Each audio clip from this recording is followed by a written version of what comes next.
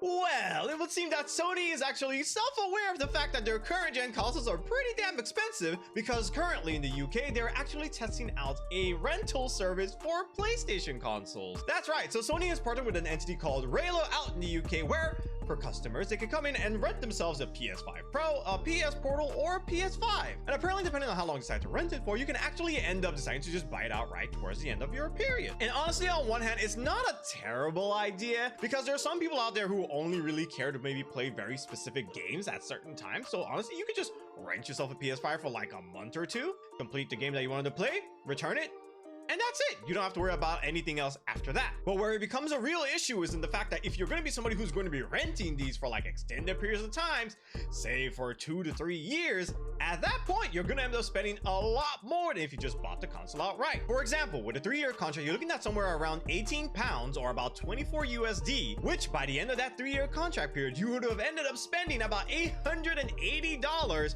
for a PS5 Pro that you could have just bought outright for $700 instead. But of course, with monthly payments, what makes them so tempting is the fact that you don't feel the hurt all at once. It ends up coming out just bit by bit, so you never really notice when you end up hitting that crazy mark. Now, I'm expecting that if this program actually does really well in the UK, this might actually find its way to the US very soon. So let me know what you guys' thoughts are on this. Would you be interested in renting yourself a PS5? I could probably go for renting a PS Portal. I will never buy it outright. I have no use for that thing.